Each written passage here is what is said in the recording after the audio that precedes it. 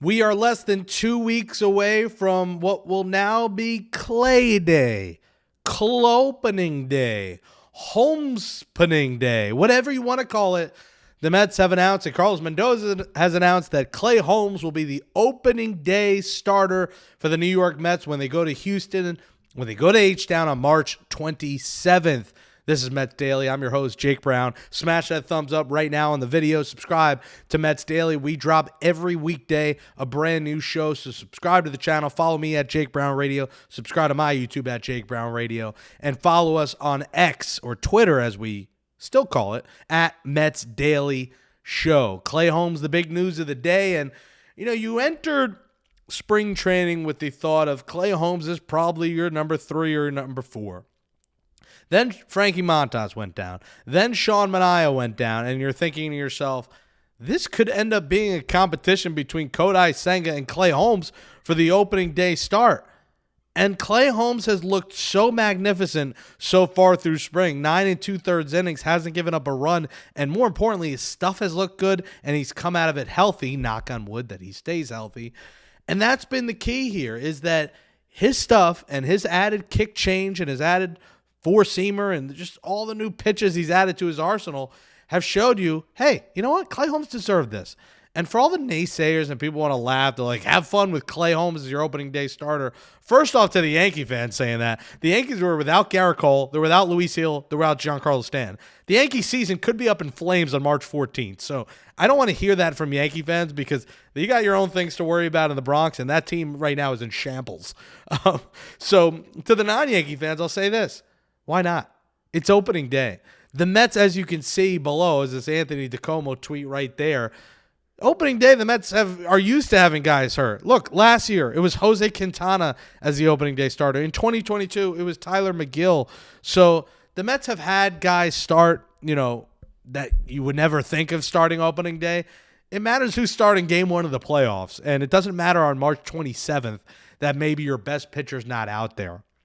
And I would think that means Kodai Senga's number 2 for the Mets, and then likely David Peterson number 3, and then we'll see 4 or 5. Will it be McGill and Blackburn? Will it be Canning and, Blackburn? Will it be Canning, McGill, Blackburn? Do they go 6-man? We'll see what's next. But as of now, the only thing we know is this, is when the Mets go to Houston and open up their season at 4:10 p.m. Eastern on Thursday, March 27th, it'll be brand new Met Clay Holmes taking them out. And that's an awesome moment for him. And he's even keeled about it. He didn't get too high, didn't get too low when it was told to him by Carlos Mendoza, and that's what you want. You got a manager that's even keeled. You would love a frontline starter that Clay Holmes is quickly becoming to be even keeled. And listen, Clay Holmes got a nice contract, the 3 years, $38 million. They paid this guy to be a good starting pitcher. They didn't pay him to say, you know what, we'll try him as a starter and we hope it works. No. They paid him at a rate that you would hope he's a good middle-of-the-pack starter.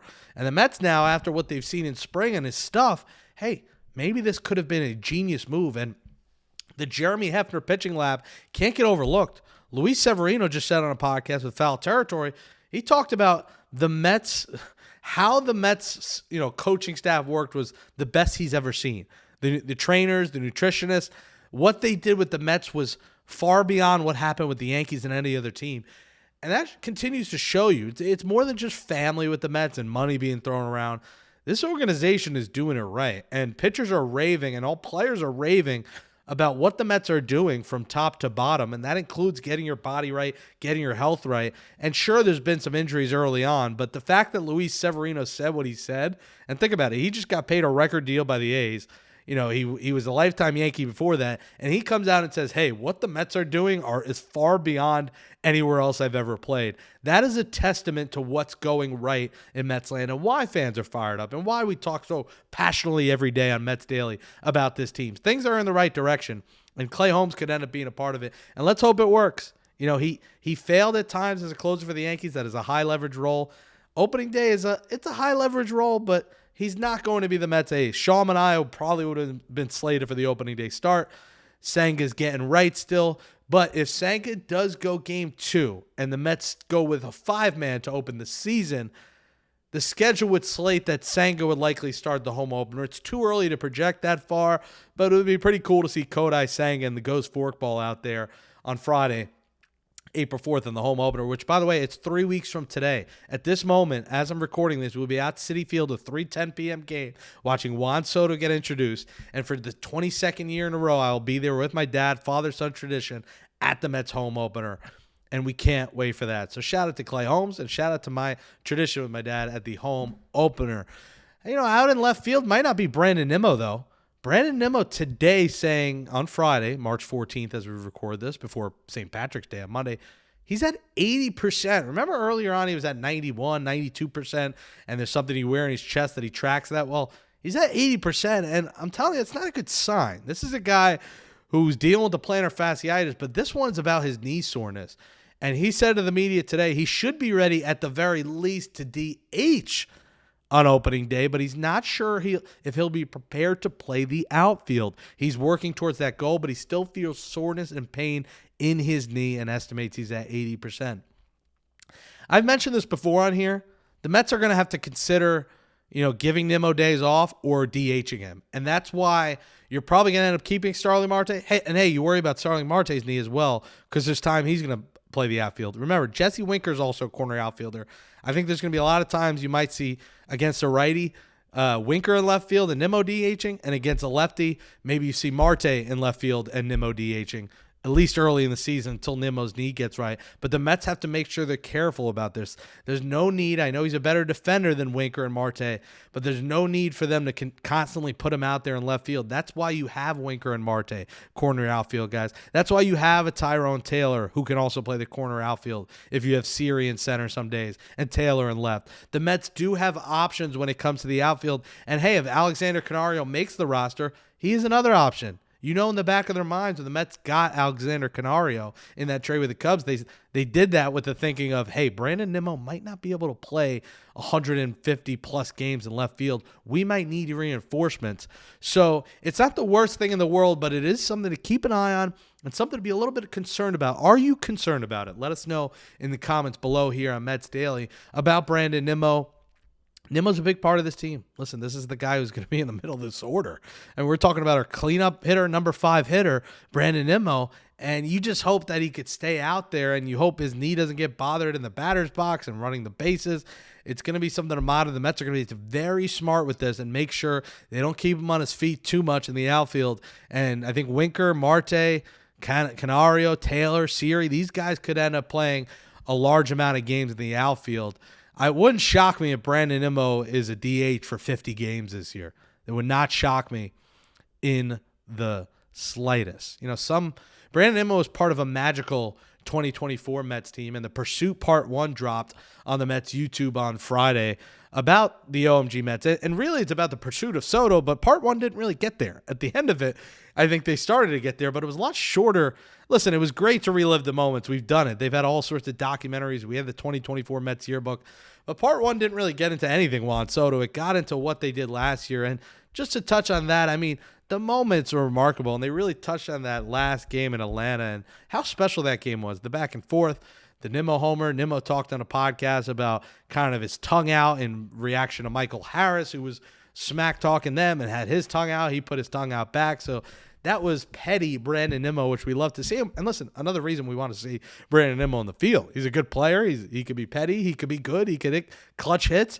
Brandon Nimmo's a great player, and he's under contract for a long while. So he was a big part of those OMG 2024 Mets. And, Part 1 of the Pursuit, it's on the Mets YouTube. It's out there now. Part 2 will drop next Friday, which will get a lot more into the pursuit of Juan Soto.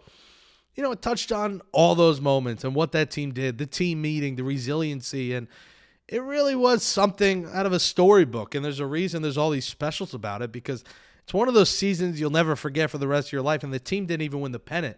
But how resilient they were fighting back, the game in Atlanta, the fact that they clinched the day after the season ended, the Milwaukee homer from Pete Alonso, the grand slam from Lindor, winning the final home game against the Dodgers to make sure they didn't lose in front of their home fans, which they have done every time at Citi Field. This time they took it on the road in LA and ended up losing there. But your lasting memory was really that win in Game 5 and sending the fans off happy, at least at Citi Field. And I just wanted to look at those memories and want to look at the team, because now we could kind of keep our eye on, hey, which guys are not on this team from last year. And I broke it down, hitters and pitchers here.